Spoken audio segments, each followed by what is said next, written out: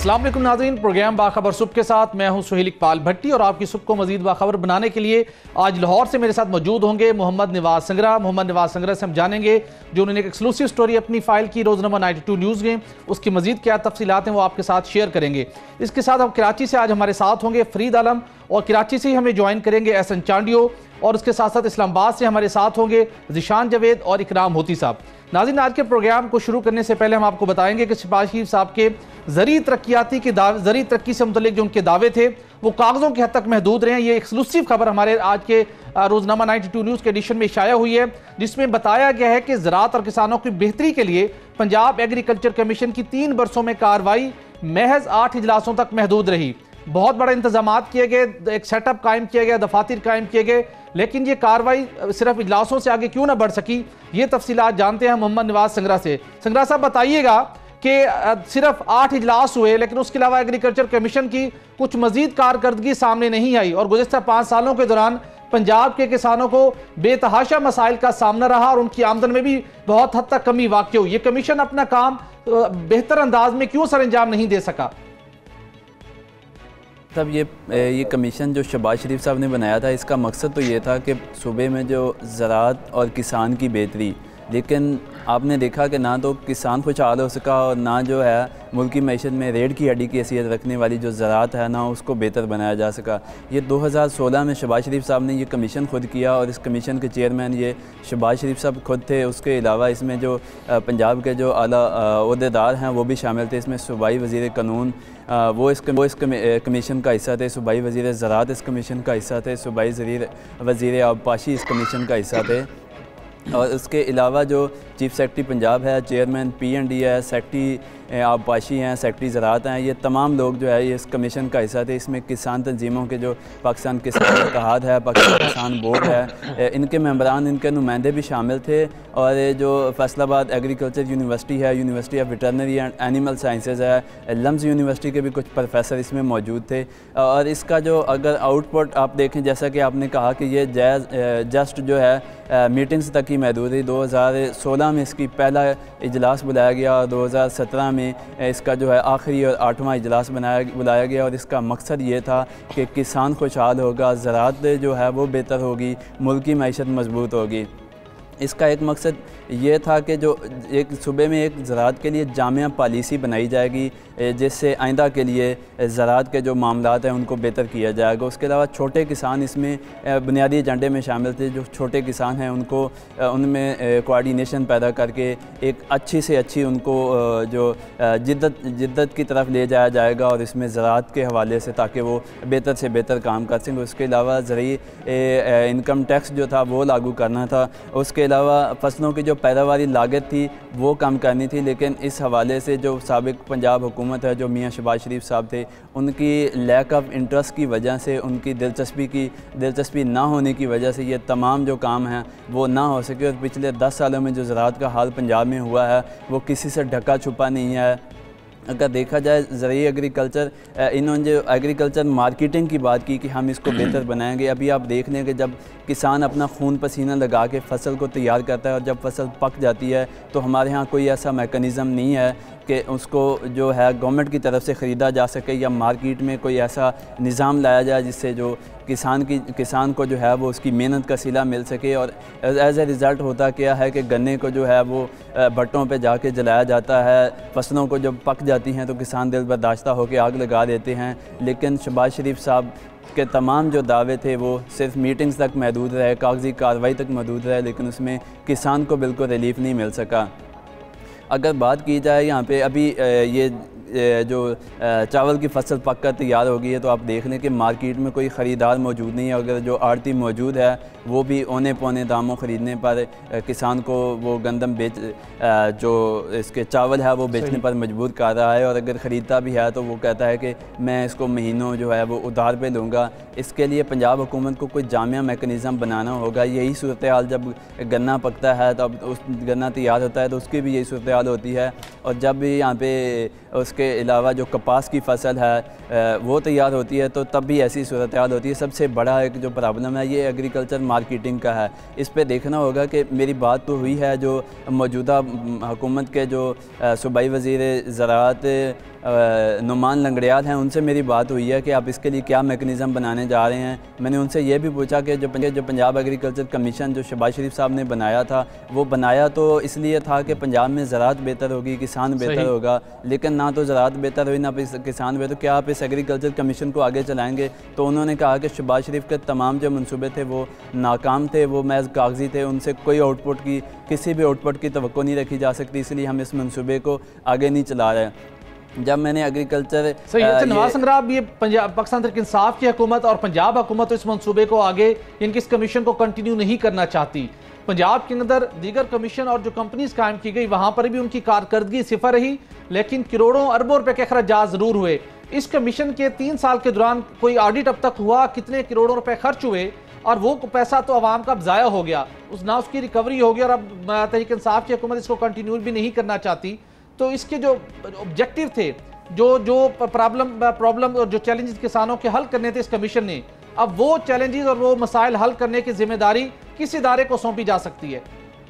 आपने ऑडिट की बात की, तो ऑडिट के हवाले से पंजाब हुकूमत ने जो उसने तो अभी तक कोई इकदाम नहीं किए, ना तो साबिक पंजाब हुकूमत, क्योंकि साबिक पंजाब हुकूमत ने तो इसका कोई ऑडिट करना नहीं था। और मौजूदा पंजाब हुकूमत जो है वो भी अभी लर्निंग के फेज़ में है। लेकिन जो वज़ीर आज़म पाकिस्तान इमरान खान साहब हैं, उन्होंने जो गुज़श्ता 10 सालों में ज़राअत के हवाले से इकदाम उठाए गए हैं, जो पैसा इस पर ख़र्च किया गया है, उस हवाले से तमाम तर तफसीलात तलब ज़रूर की हैं। वो चाहते हैं कि ये जो किसान को सब्ज़ बाग दिखाया गया, लेकिन पंजाब में जो है ज़राअत का बेड़ा गर्क कर दिया गया। जो गुज़श्ता 10 सालों में किसान और ज़राअत के साथ हुआ है वो पाकिस्तान की तारीख़ में ऐसा नहीं हुआ। और किसान जो है वो एक जो नॉर्मल लाइफ गुजार रहा था उससे भी नीचे चला गया है। अब उसके पास कोई चारा नहीं है कि वो दूध और गोश्त जो है उसकी तरफ आ रहा है। लेकिन अब ये जो पंजाब हुकूमत थी, इसने दूध और गोश्त का भी वही हाल किया जो फसलों का हाल होता था। इसमें यह एग्रीकल्चर कमीशन का इसका एक पार्ट था कि जो दूध और गोश्त है उसकी पैदावार बढ़ाई जाए,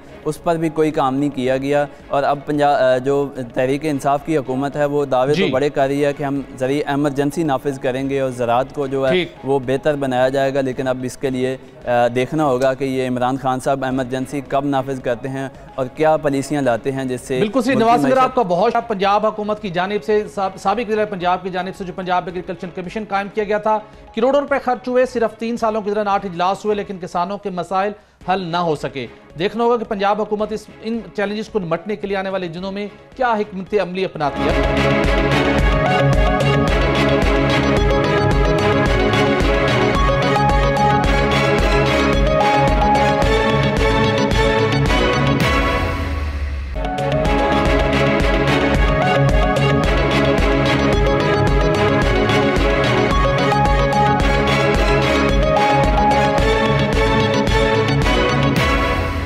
प्रोग्राम में हमने आपसे मुतअद्दिद मरतबा ये मामला टेकअप किया कि शिपिंग कंपनियां और कुछ बाज़ टर्मिनल इंतजामिया जो कि कराची के पोर्ट पर कायम हैं, वो मुख्तलिफ तरीकों के साथ पाकिस्तानी इंपोर्टर्स को किस तरीके के साथ भारी उनसे खिलाफ कानून पाकिस्तान कस्टम्स एक्ट 1969 के सेक्शन 40A और SRO 1220 की खिलाफ वर्जी करते हुए इजाफी वसूलियां करते हैं।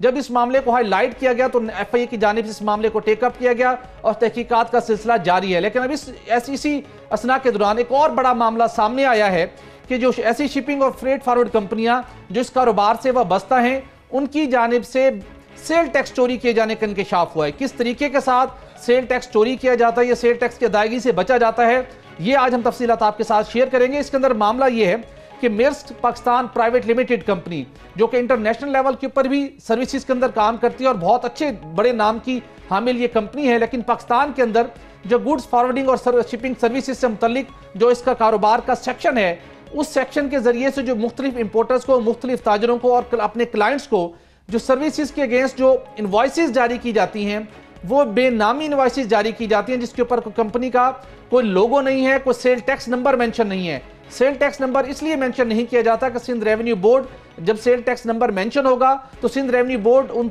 मुतलका कंपनी से, वो मेर्स्क पाकिस्तान कंपनी हो या दीगर इस शोबे से मुतलका काम करने वाली कंपनियां हो, उनसे सेल टैक्स वसूली करने का उन्हें कानूनी जवाज मिल जाता है।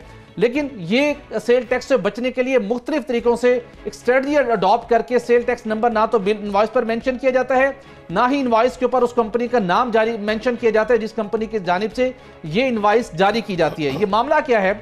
मामला यह है कि सिंध रेवेन्यू बोर्ड का नोटिफिकेशन जो कि 10 जुलाई 2017 को जारी हुआ, जिसकी कॉपी हमारे पास मौजूद है। इस नोटिफिकेशन के मुताबिक ship management services, shipping agents, freight forwarding agents और उसके साथ साथ कस्टम एजेंट्स, ये तमाम डिफरेंट कैटेगरीज के जो सर्विस प्रोवाइड करने वाली कंपनीज थी, इन तमाम के ऊपर सेल टैक्स आयद किया गया सिंध रेवेन्यू बोर्ड की जानिब से।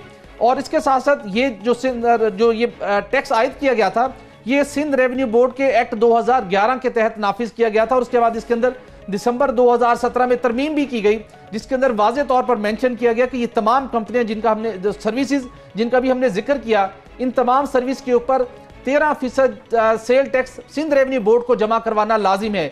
ये रकम अरबों रुपए में बनती है, जो कि मुख्तलिफ कंपनियों की जानिब से अब कराची में जो इस कारोबार से वाबस्ता हैं वो अदायगी नहीं की जा रही। अब मामला FIA भी तहकीकात कर रहा है, नैब भी इस मामले की तहकीकात, नैब की जानिब से भी तहकीकात शुरू किए जाने का इम्कान है, चूंकि बहुत से ताजरों ने, जिसके अंदर Karachi chamber of commerce industry के ताजिर शामिल थे, जिसके अंदर Lahore chamber of commerce industry के ताजर शामिल थे, उन्होंने इस मामले के ऊपर वाज़ेह तौर पर शिकायत का अंदराज करवाया था, जिसके ऊपर तहकीकात का सिलसिला शुरू किया जा रहा था कि किस तरीके के साथ मुख्तलिफ शिपिंग कंपनियां उनसे कस्टम्स एक्ट की खिलाफ वर्जी करते हुए इजाफी वसूलियां करती हैं। FIA इस मामले की तहकीकात कर रहा है, नैब की जाने से भी तहकीकात शुरू किए जाने का इम्कान है। इस मामले को मंतकी अंजाम तक पहुंचाने के लिए लाजिम है जो कि इजाफी वसूलियां की जाती हैं डिटेंशन एंड डैमेजेस के नाम के ऊपर, जो इजाफी सेल टैक्स जो छुपाया जाता है या सेल टैक्स चोरी किया जाता है सिंध रेवेन्यू बोर्ड के उस कानून की एक्ट की खिलाफ वर्जी की जाती है।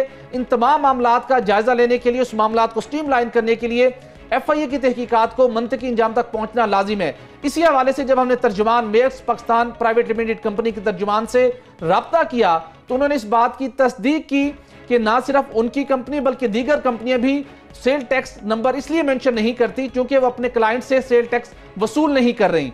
ताहम उनका कहना था कि जो सेल टैक्स चोरी करने के हवाले से उनका मौक़िफ़ है कि वो इसमें इन्वॉल्व नहीं है।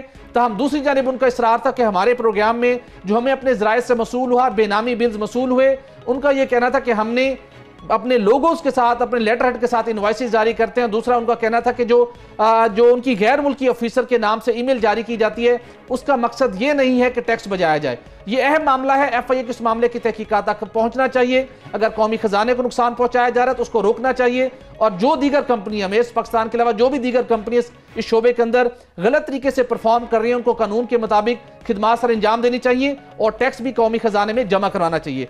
अगली स्टोरी की जानिब बढ़ते हैं और कराची से ही हम जानेंगे फरीद आलम से। बल्दिया उज़्मा कराची में करोड़ों रुपए खर्च करने और 2 साल गुजरने के बावजूद बिन अब्ने कासिम पार्क की तज़ीन और आइश मुकम्मल नहीं हो सकी। फरीद आलम, वजूहात क्या हैं? पैसे जारी हो गए और अगर मॉनिटरिंग किए बगैर पैसे जारी हुए तो काम की कंप्लीशन को इंश्योर करना किसकी जिम्मेदारी थी? जी बिल्कुल ऐसा ही है। तकरीबन पौने 2 साल का अरसा गुजर चुका है बाग़ अमीर कासिम की तज़ाइन और आराइश के और बहाली के कामों को, लेकिन ताहाल जो है अभी तक जो है बाग़ अमीर कासिम को शहरियों के लिए नहीं खोला गया है, जिसकी बड़ी वजह काम के नामुकम्मल होना है। पैसे तमाम के तमाम पैसे जो है वो अखराजात वहाँ पर किए जा चुके हैं, लेकिन जब हम पार्क पे जाते हैं तो पार्क आज भी वैसे ही उजड़ा हुआ है जैसे पहले उजड़ा हुआ था। पार्क की तज़ाइन और आराइश के लिए बल्दिया उज़्मा कराची ने सालाना तरक्याती प्रोग्राम के पैसों में से करोड़ों रुपए उनको दिए और उसमें से जो है हैरत अंगेज़ तौर पर वो पैसे खर्च करने के बजाय उससे जो ख़रीदारी की गई है वो कबाड़ी मार्केट से पुराना सामान ख़रीद कर उसमें लगा दिया गया है।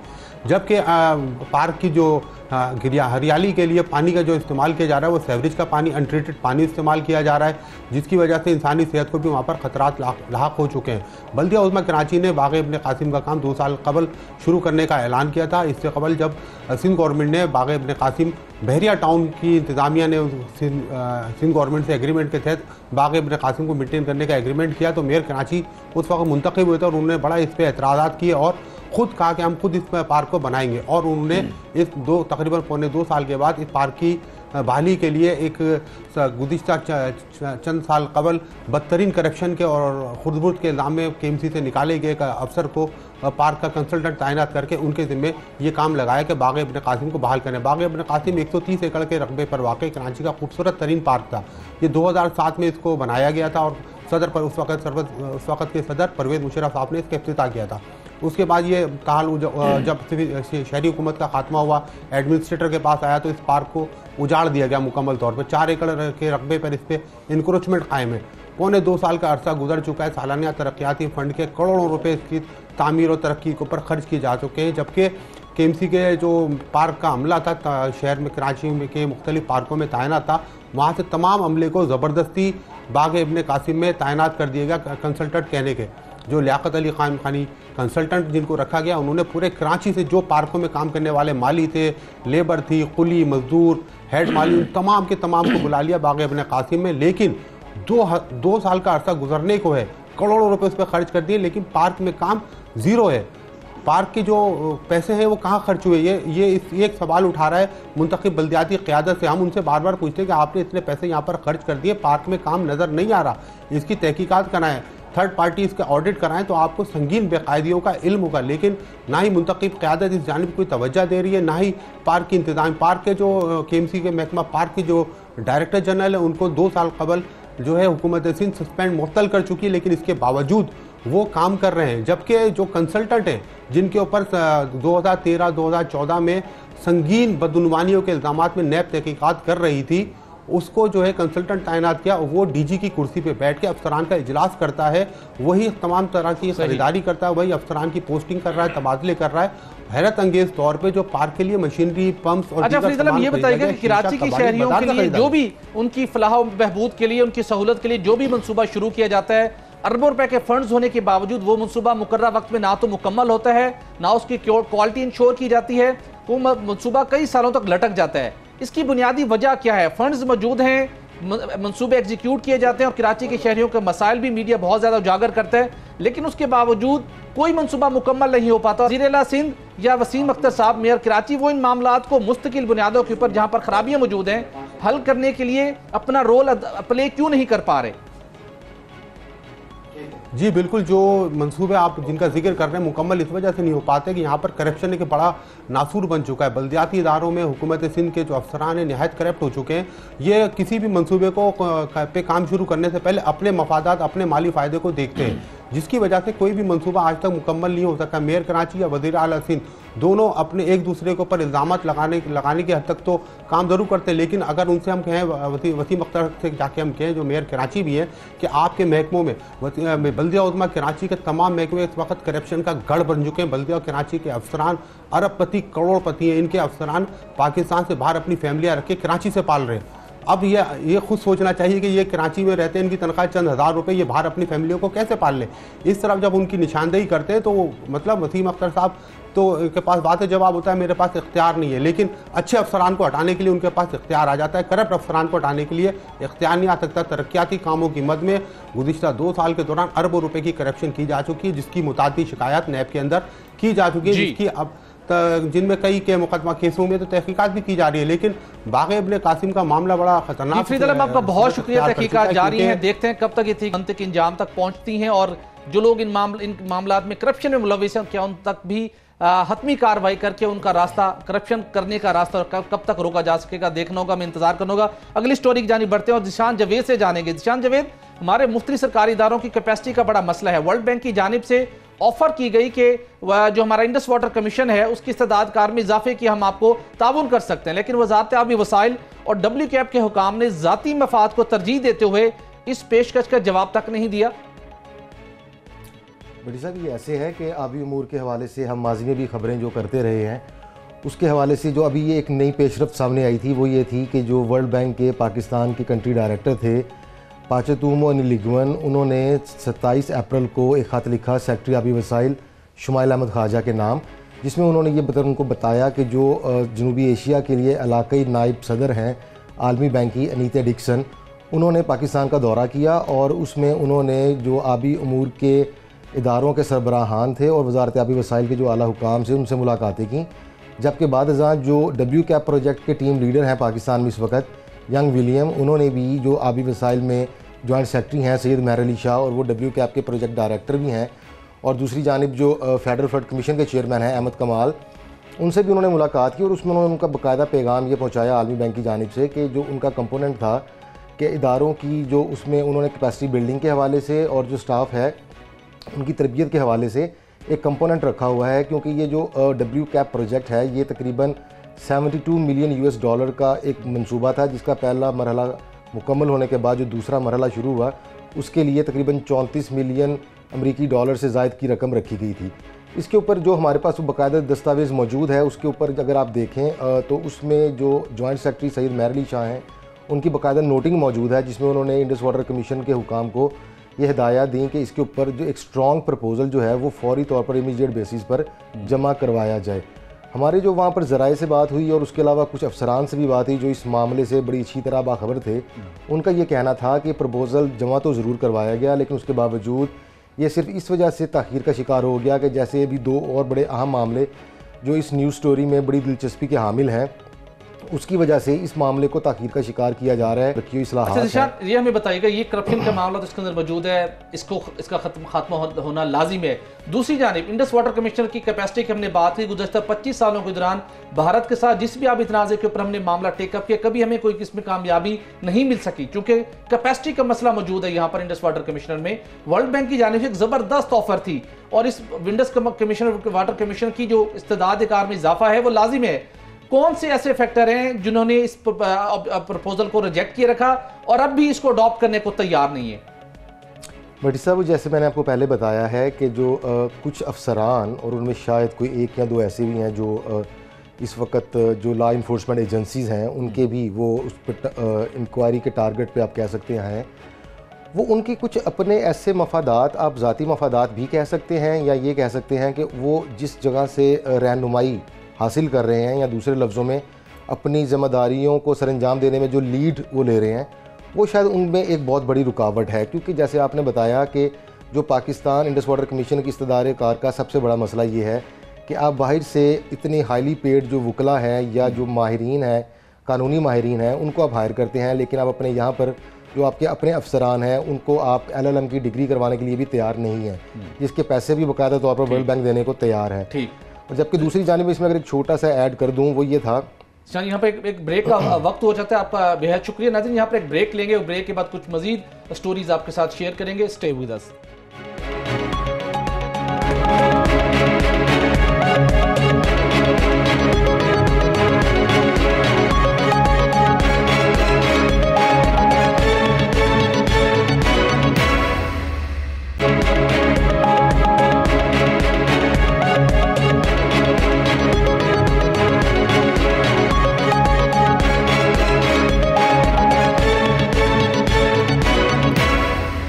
वेलकम बैक नाज़रीन। मुल्क से करप्शन के खात्मे के लिए नैब सरगर्म है और इस हवाले से नैब ने एक पॉलिसी अडॉप्ट की जिसको टाइटल दिया गया है एहतसाब सबके लिए। इस पॉलिसी के तहत नैब इस बात के लिए कोशां है कि मुल्क से ना सिर्फ करप्शन का खात्मा किया जाएगा बल्कि बिला इम्तियाज़ करप्शन के खिलाफ कार्रवाइयाँ की जाएंगी और मौसर तरीके के साथ कौमी दौलत लूटने वालों को उनके ना सिर्फ उनके कैफे किरदार तक पहुँचाया जाएगा बल्कि उनसे रिकवरियाँ भी की जाएंगी। इस हवाले से नैब ने गुज़श्ता एक साल के दौरान यानी अक्टूबर 2017 से सितंबर 2018 तक के दौरान अपनी कारकर्दगी के हवाले से रिपोर्ट जारी की है।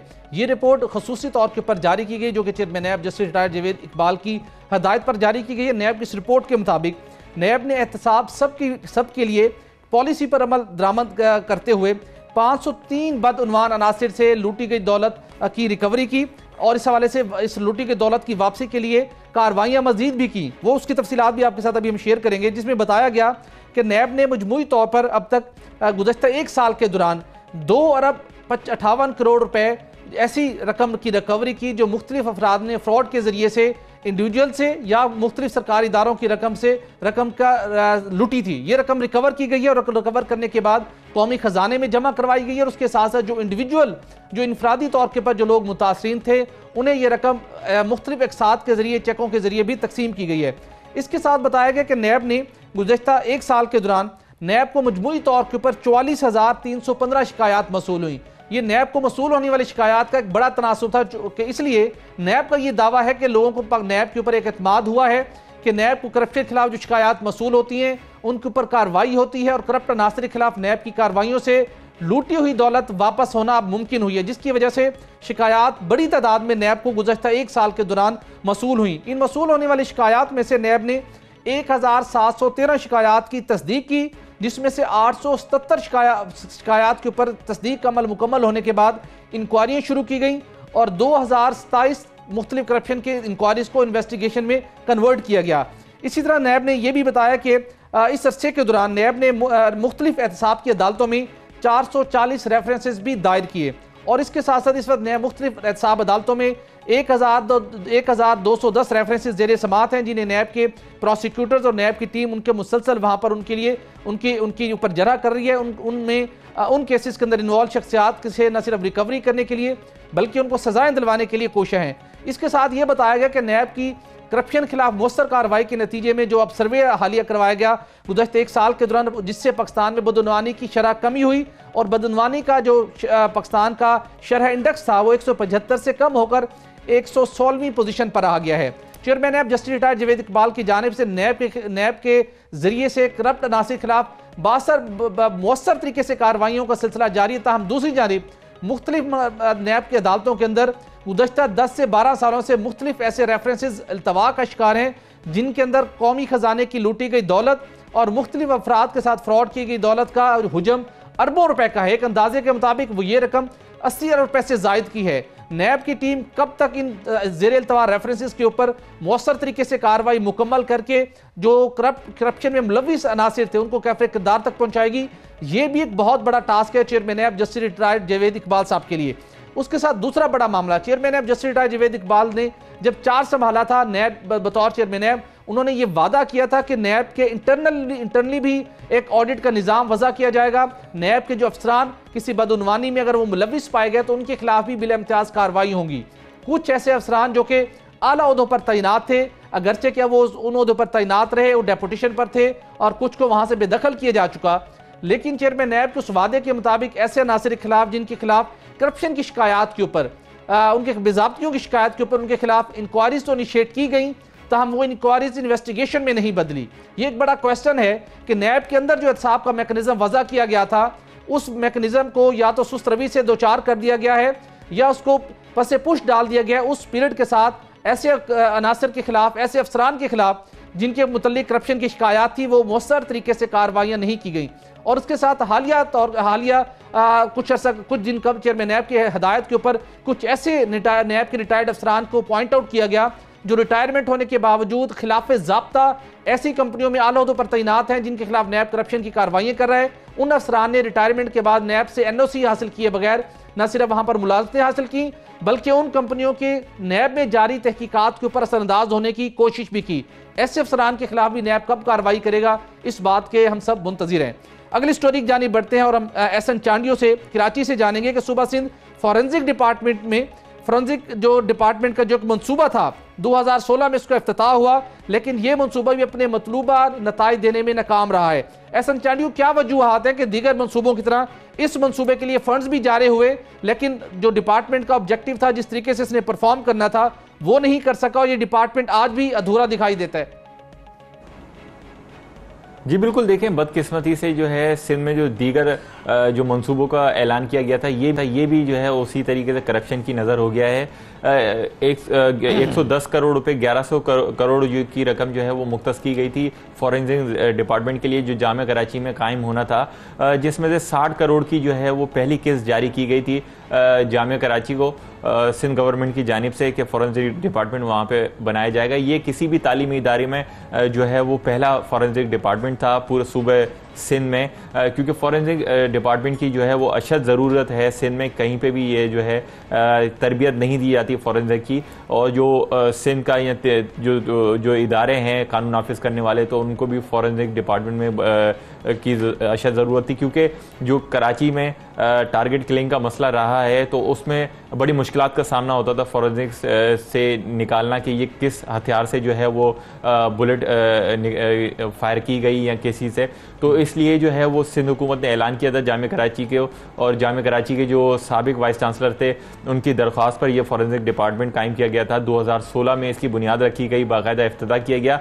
अभी जो देखने में आ रहा है सिर्फ ढांचा खड़ा कर दिया गया, स्ट्रक्चर खड़ा कर दिया गया है, लेकिन अभी तक उसका तदरीसी अमल शुरू नहीं हो सका है। जो लैब का इफ्तिताह होना था 3 माह कबल जो टाइम पीरियड दिया गया था अगस्त में शुरू करना था, लेकिन वो अभी तक जो है वो शुरू नहीं हो सका है बदकिस्मती से। जो सिर्फ ढांचा खड़ा के 60 करोड़ रुपए की रकम कहाँ गई ये उनसे पूछने वाला कोई भी नहीं है, क्योंकि ये बड़ा जो पंजाब में फॉरेंसिक डिपार्टमेंट है, लेकिन यहाँ पे सिंध में जो है वो पहला कायम होना था, लेकिन वो उससे पहले ही जो है वो लगता है ऐसा है कि करप्शन की नज़र हो गया है। जदीद टेक्नोलॉजी का इस्तेमाल होना था, इसमें जदीद मशीनें खरीदी जानी थी। दूसरी किस्त जो है वो इसके बाद अगर ये काम हो जाता तो 50 करोड़ की और रकम जो है वो जारी होनी थी, जिससे जदीद आलात खरीदे जाते। और उसके अलावा जो है जो साबिक आईजी थे उन्होंने भी इस डिपार्टमेंट के जो इफ्तिताह हुआ था इसकी जो है खबरें चली, उसके बाद उन्होंने ऐलान किया था कि उनको जो सीटीडी है या दीगर पुलिस कानून नाफिज करने वाले इदारे हैं तो उनकी भी एक तरह से ट्रेनिंग कराई जाती है वहाँ पे, जो जदीद टेक्नोलॉजी से जदीद मशीनों से जो है वो ट्रेनिंग लेते, उसके बाद जो है अपने इदारों में काम करते तो उनको मज़ीद आसानी होती। लेकिन ये देखने में आ रहा है कि ये भी मंसूबा एक बड़ा अहम मंसूबा था कराची के हालात को देखते हुए, लेकिन ये भी जो है वो करप्शन की नज़र होता नज़र आ रहा है।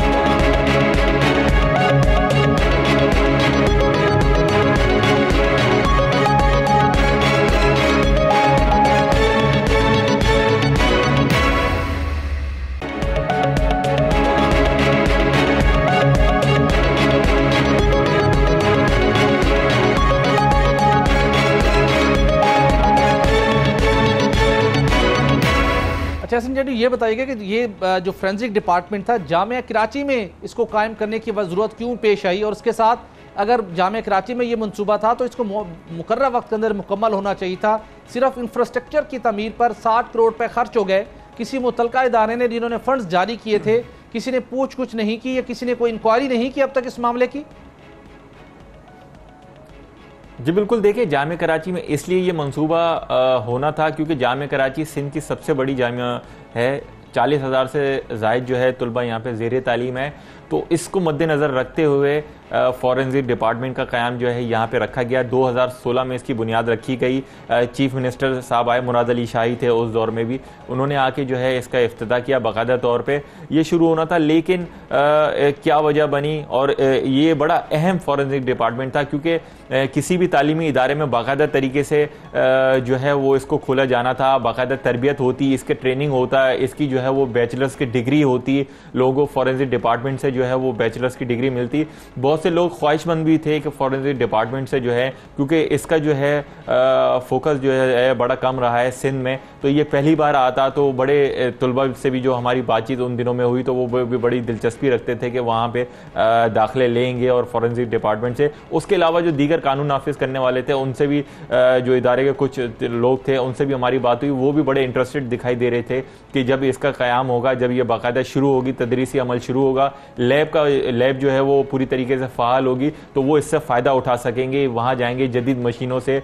और जो वज़ीर आला सिंध थे उन्होंने एक ये बात भी कही थी कि जो दीगर बैरून मुल्क से जो है माहिरीन हैं उनको बुलाया जाएगा, पहले मरहले में जो है उनसे ट्रेनिंग कराई जाएगी असातिज़ा को भी। उसके बाद जो है जो माहिरीन असातिज़ा यहाँ पाकिस्तान के, उसके बाद जो है वो ट्रेनिंग देंगे तलबा को, और वहाँ उसमें जो है वो कोई भी जो है आ सकता है ट्रेनिंग हासिल करने के लिए। बाकायदा सर्टिफिकेट भी उनको मिलता है यहाँ पे ट्रेनिंग हासिल करने का। और जो कराची के जो हालात रहे हैं वो आपके सामने हैं। अच्छा संजय, ये बताइएगा कि मंसूबा इल्तवा का तो दो चार हो चुका है इल्तवा से, लेकिन क्या आपने जामिया कराची से ये इस मंसूबे को मुकम्मल करने वाले जो टीम थी उससे रब्ता हुआ कि मंसूबा जो काम रुका हुआ है कब तक ये मुकम्मल होगा और अब इसकी लागत कहाँ तक पहुँच चुकी है? देखिए जामिया कराची के जो वाइस चांसलर हैं अजमल खान, उनसे मैंने रब्ता करने की कोशिश की, तो वो इस मामले पे जो है वो हिचकिचा रहे हैं, बात करना मुनासिब नहीं समझ रहे। उनसे मेरी 2-3 मरतबा, एक बार मैं जो है वो टाइम लेके उनके पास भी गया, लेकिन तब भी उन्होंने मना किया। फिर फ़ोन पे रब्ता हुआ उनसे, तब भी उन्होंने कहा कि इस पर जो है वो डिटेल में अभी काम कर रहा हूँ और दस्तावेज़ात इकट्ठे कर रहा हूँ, उसके बाद आपको दूंगा। तो वो हिचकिचा रहे हैं इस मामले पर, क्योंकि इसमें सिंध गवर्नमेंट भी इन्वॉल्व थी। उन्होंने जो है वो 60 करोड़ की एक बड़ी रकम है जो वो पहली किस्त जारी की थी, उसके बाद 50 करोड़ की रकम जारी होनी थी। जामिया कराची की ज़मीन अपनी है तो इतनी ज़्यादा लागत नहीं आनी चाहिए थी। मेरे एक अंदाजे के माहिरीन के अंदाजे के मुताबिक जो है 10 से 12 करोड़ रुपए की रकम लगनी थी, जिससे स्ट्रक्चर एक बुनियाद जो है वो खड़ी हो जाती। लेकिन अभी देखने में आ रहा है सिर्फ एक स्ट्रक्चर ढांचा खड़ा हुआ है, नहीं अंदर जो है वो कोई काम शुरू हो सका है। जी बिल्कुल सही, बिल्कुल सही। बहुत शुक्रिया आपका। देखते हैं जामिया कराची की जानिब से कब मंसूबे को मुकम्मल किया जाता है, लेकिन यकीनी तौर के ऊपर इसकी लागत में तो अब इजाफा होगा ही। अगली स्टोरी की जानिब बढ़ते हैं नाज़रीन, और आपको बताएंगे कि FAA की जानिब से इंटीग्रेटेड बॉर्डर मैनेजमेंट सिस्टम यानी IBMS की तनसीब के बाद उसकी क्या कारकर्दगी रही, अब तक उसने क्या डाटा रिकॉर्ड किया और उसे किस हद तक फ़ायदे हासिल हुए, ये एक रिपोर्ट, मुफस्सल रिपोर्ट तैयार की गई FAA की जानिब से, और ये रिपोर्ट हमने हासिल की है। इस रिपोर्ट के मुताबिक जो कि FAA का IBMS सिस्टम था वो अब इस वक्त मुल्क भर में 25 दाखिली और खारजी मकामात पर कामयाबी से नस्ब किया जा चुका है।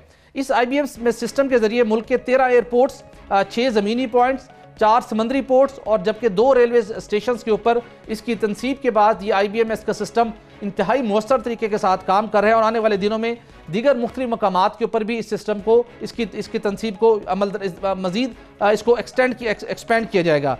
FAA की इस रिपोर्ट के मुताबिक 3 माह के अरसे में सिर्फ अप्रैल से जून के दौरान IBMS सिस्टम ने 50,32,735 मुसाफरों की आमदोरफ्त का एक रिकॉर्ड तैयार किया। एक बहुत ज़बरदस्त किस्म का एक सिस्टम है और मुफस्सल तरीके के साथ बड़े कंप्यूटराइज वे में और ऑर्गेनाइज वे में सारा रिकॉर्ड मुरतब किया गया, जिससे FAA को मुख्तलिफ लोगों की आमदोरफ्त के हवाले से और उसके साथ साथ ऐसे लोग जिनका नाम इस में शामिल हो या जिन्हें ब्लैक लिस्ट किया गया हो या इंटरपोल ने कुछ शख्सियात से मुतल्लिक पाकिस्तान को आगाह किया हो, तो FAA इस सिस्टम के ज़रिए से बआसानी ऐसे लोगों को ट्रैक कर सकता है, उन्हें गिरफ्तार कर सकते हैं। जबकि इससे पहले बहुत मुश्किल तरीक़ेकार था, कंप्यूटर सिस्टम मौजूद था, लेकिन बसा औकात ऐसे मुल्ज़मान जिनको आपने रोकना है या गिरफ्तार करना है वो FAA से नज़र बचाकर निकल जाया करते थे।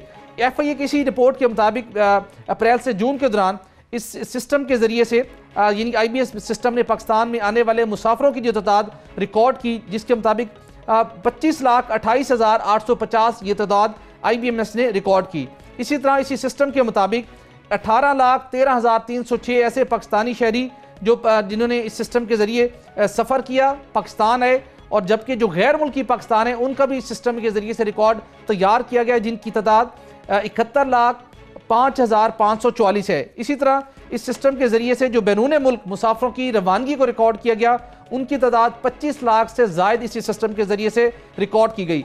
इसी तरह इंटरपोल की शिकायत के ऊपर जो इंटरपोल ने FAA से रजू किया, उस हवाले से भी FAA ने इस सिस्टम को एक्टिव किया, जिसके नतीजे में अप्रैल से जून के दौरान IBMS में सिस्टम के ऊपर 278 अफराद हिट हुए, जिन्हें रोका गया, जिनसे पूछ-गुछ की गई और उस तफ्तीश के जरिए जिन्हें गिरफ्तार किया जाना तो उन्हें गिरफ्तार किया गया, और उसके बाद अगर कुछ अफराद को अगर इंटरपोल के हवाले करना था तो FAA ने इसी सिस्टम के जरिए से ऐसे अफराद के साथ भी उन्होंने कोऑपरेट किया। इसी तरह अप्रैल से जून के दौरान ही जो 74,1013 गैर मुल्कियों ने पाकिस्तान से वापस सफ़र किया या पाकिस्तान वो छोड़ कर गए। इसी तरह 3 माह के दौरान IBMS ने कानून नाफिज करने वाले और दीगर हसास अदारों को 39,68,350 अफराद की मालूमात भी फराहम की। ये IBMS का सिस्टम जो कि मौसर तरीके से काम कर रहा है, और इसके अंदर कोशिश ये की जा रही है कि इसको मजीद मुख्तलिफ मकामात के ऊपर इसका दायराकार वसी किया जाए, जिसके अंदर स्पेशली खैबर पख्तूनख्वा, फाटा के कुछ इलाके के जो पॉइंट्स हैं, अफगानिस्तान, उसके साथ साथ ईरान के साथ भी मुख्तलिफ मकामात के ऊपर ना पर FAA की वहाँ पर नफरी को भी बढ़ाया जाएगा, मुख्तलिफ चेकिंग पॉइंट्स के हवाले से उनकी तादाद में भी इजाफा किया जाएगा। इस हवाले से ईरान और अफगानिस्तान के साथ भी बातचीत का सिलसिला जारी है।